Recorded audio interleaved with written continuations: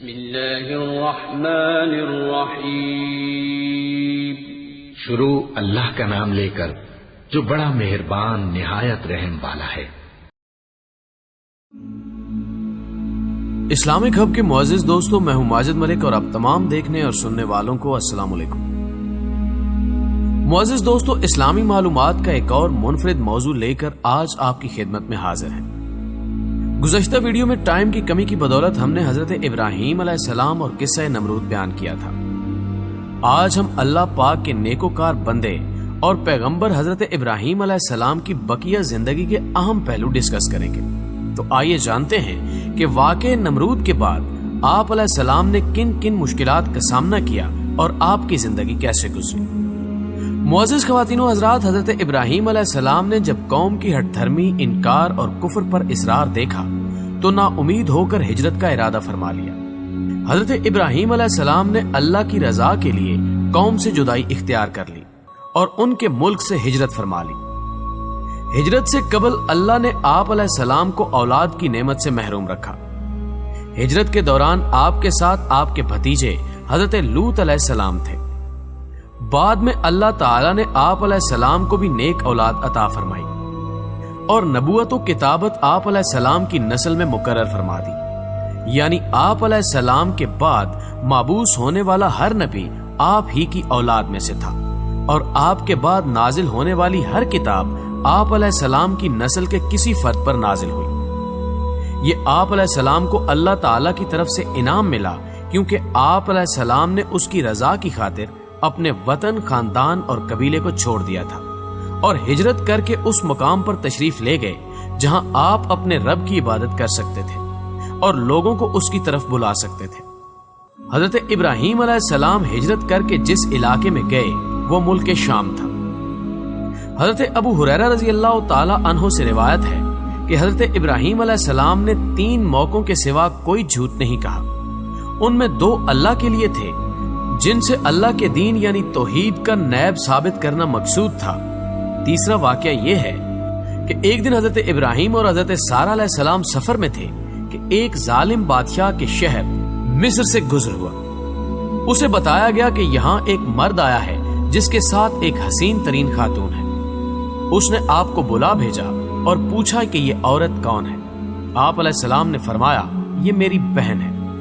آپ علیہ السلام نے حضرت سارہ علیہ السلام کے پاس جا کر فرمایا ساری روئے زمین پر میرے اور تیرے سوا کوئی مومن موجود نہیں۔ اس نے مجھ سے پوچھا تو میں نے اسے بتایا ہے کہ تو میری بہن ہے، اب میری بات جھٹلا نہ دینا۔ بادشاہ نے سارہ علیہ السلام کو طلب کر لیا۔ جب آپ اس کے سامنے پیش ہوئی تو اس نے ہاتھ بڑھا کر آپ کو چھونا چاہا تو اسے پکڑ لیا گیا، یعنی وہ حرکت نہ کر سکا۔ اس نے کہا میرے لیے اللہ سے دعا کر، میں تجھے تکلیف نہیں پہنچاؤں گا۔ انہوں نے دعا کی تو وہ ٹھیک ہو گیا۔ اس نے پھر آپ علیہ السلام کو چھونا چاہا تو پہلے سے زیادہ سخت گرفت میں آ گیا۔ اس نے پھر کہا کہ میرے لیے اللہ سے دعا کر، اس نے پھر کہا کہ میرے لیے اللہ سے دعا کیجیے، میں آپ کو تکلیف نہیں پہنچاؤں گا۔ آپ علیہ السلام نے دعا کی تو وہ ٹھیک ہو گیا۔ تب اس نے اپنے ایک دربان کو بلا کر کہا تم میرے پاس کوئی انسان نہیں لائے، تم تو کوئی جن پکڑ لائے ہو۔ جب حضرت سارہ علیہ السلام واپس آئیں تو حضرت ابراہیم علیہ السلام کھڑے نماز پڑھ رہے تھے۔ انہوں نے اشارے سے پوچھا کہ کیا ہوا۔ حضرت سارہ علیہ السلام نے فرمایا اللہ تعالیٰ نے کافر کی سازش کو ناکام کر دیا اور خدمت کے لیے ہاجرہ دے دی۔ چنانچہ اللہ تعالیٰ نے حضرت سارہ علیہ السلام کو بھی محفوظ رکھا اور اپنے رسول، اپنے پیارے اور اپنے خلیل ابراہیم علیہ السلام کے شرف کی بھی حفاظت فرمائی۔ ناظرین محترم، علماء کرام بیان فرماتے ہیں کہ ایک بار کچھ بدماشوں نے حضرت لوط علیہ السلام پر قابو پا لیا اور قید کر لیا اور مال چھینا اور مویشیوں کو ہانک کر لے گئے۔ جب حضرت ابراہیم علیہ السلام کو خبر ملی تو آپ علیہ السلام 318 افراد کو لے کر روانہ ہوئے۔ آپ علیہ السلام نے حضرت لوط علیہ السلام کو بھی چھڑا لیا، ان کا مال و متاع بھی واپس لے لیا اور اللہ اور اس کے رسول کے دشمنوں کی بہت سی تعداد کو تہہ تیگ کر دیا۔ انہیں شکست دی اور ان کا تعاقب کیا حتیٰ کہ دمشق کے شمال تک پہنچ گئے۔ وہاں برزہ کے مقام پر پڑاؤ ڈالا۔ اس جگہ کو مقام ابراہیم اس لیے کہا جاتا ہے کہ حضرت ابراہیم علیہ السلام کے لشکر نے پڑاؤ ڈالا تھا۔ پھر آپ علیہ السلام فاتحانہ طور پر اپنے علاقے میں واپس تشریف لائے۔ بیت المقدس کے بادشاہ نے بڑے احترام کے ساتھ آپ کا استقبال کیا اور آپ کی اطاعت قبول کی، اور پھر آپ اپنے وطن میں اقامت پذیر ہو گئے۔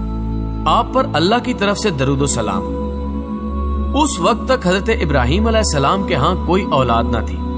حضرت سارہ علیہ السلام بانجھ تھی اور ان کے ہاں کوئی اولاد نہ ہوتی تھی، تو حضرت سارہ علیہ السلام نے حضرت ابراہیم علیہ السلام سے خواہش ظاہر کی کہ آپ ہاجرہ کے ساتھ نکاح کر لیں، شاید اللہ تعالیٰ آپ کو اولاد جیسی نعمت سے نواز دے۔ حضرت ابراہیم علیہ السلام نے حضرت سارہ علیہ السلام کی خواہش پر رضامندی ظاہر کی اور حضرت ہاجرہ علیہ السلام سے نکاح کر لیا۔ حضرت ہاجرہ علیہ السلام کے بدن سے حضرت اسماعیل علیہ السلام پیدا ہوئے۔ جب حضرت اسماعیل علیہ السلام پیدا ہوئے اس وقت حضرت ابراہیم علیہ السلام کی عمر مبارک 86 سال تھی۔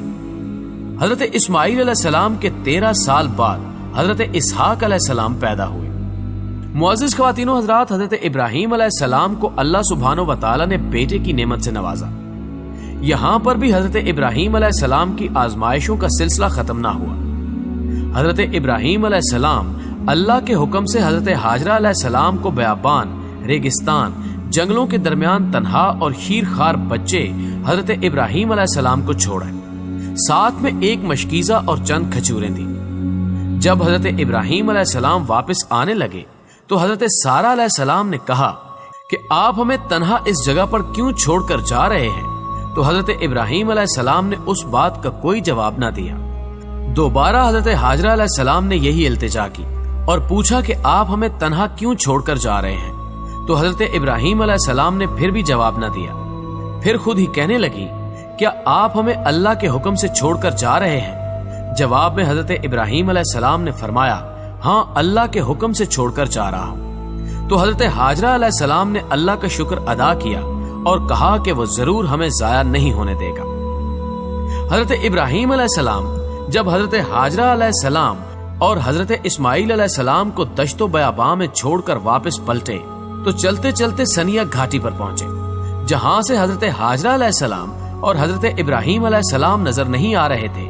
تو انہوں نے کعبہ شریف کی طرف منہ کر کے ہاتھ اٹھا دیے اور دعا مانگی، جس کا تذکرہ سورہ ابراہیم کی آیت نمبر 37 میں اللہ سبحانہ و تعالیٰ نے اس طرح بیان فرمایا، اے پروردگار، میں نے اپنی اولاد میدان مکہ میں جہاں کھیتی نہیں تیرے عزت و ادب والے گھر کے پاس لا بسائی ہے۔ اے پروردگار، تاکہ یہ نماز پڑھیں، سو تو لوگوں کے دلوں کو ایسا کر دے کہ ان کی طرف جھکے رہیں اور ان کو پھلوں سے رزق دے تاکہ تیرا شکر کریں۔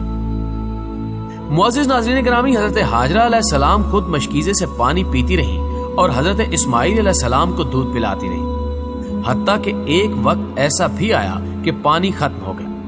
اب دور دور تک زیرو نہ تھا، نہ ہی کوئی کھانے پینے کی چیز موجود تھی۔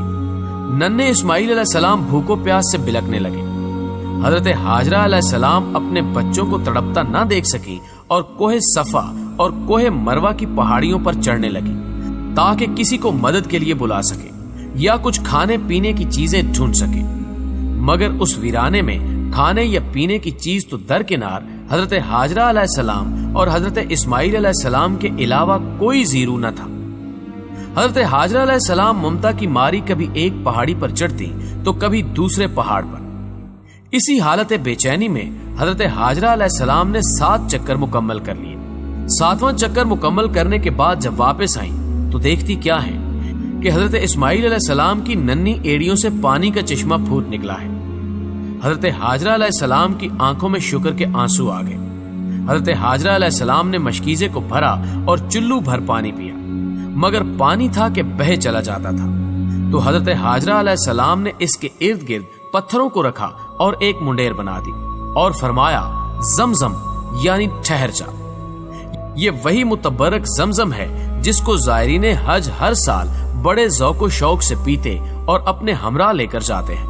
حضرت عبداللہ بن عباس رضی اللہ تعالی عنہ بیان کرتے ہیں کہ نبی صلی اللہ علیہ وآلہ وسلم نے فرمایا، اللہ تعالی حضرت اسماعیل علیہ السلام کی والدہ پر رحمت نازل فرمائے، اگر وہ زمزم کو بہنے دیتی یا اگر وہ پانی سے چلو بھرتی تو وہ ایک چشمے کی صورت اختیار کر لیتا۔ راوی بیان کرتے ہیں کہ پھر حضرت ہاجرہ علیہ السلام نے پانی پیا اور بچے کو دودھ پلایا۔ فرشتے نے ان سے کہا، آپ ہلاکت کا اندیشہ نہ کریں، یہاں اللہ کا گھر ہے جس کی تعمیر یہ بچہ اور اس کا والد دونوں مل کر کریں گے۔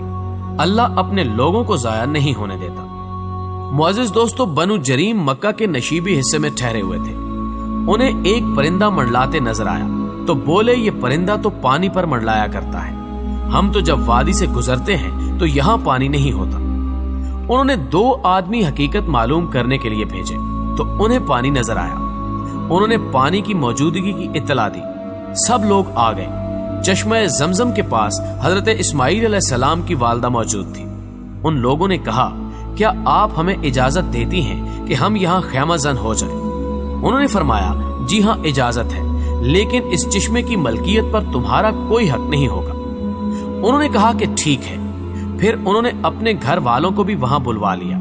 یوں مکہ کی سرزمین پر باقاعدہ آبادی کا آغاز ہوا۔ ناظرین گرامی، اس سے آگے کے حالات و واقعات ہم اپنی اگلی ویڈیو میں بیان کریں گے۔ آج کا سلسلہ یہاں پر ختم ہوتا ہے۔ امید ہے کہ آپ کو آج کی یہ ویڈیو پسند آئی ہوگی۔ ویڈیو پسند آنے کی صورت میں لائک کیجئے، ہمارے چینل کو سبسکرائب کیجئے اور بیل آئیکن کو بھی دبا دیجئے تاکہ ہماری ہر آنے والی ویڈیو کی نوٹیفیکیشن آپ کو بر وقت پہنچتی رہے۔ اگلی ویڈیو تک کے لیے اجازت دیجئے۔ اللہ حافظ۔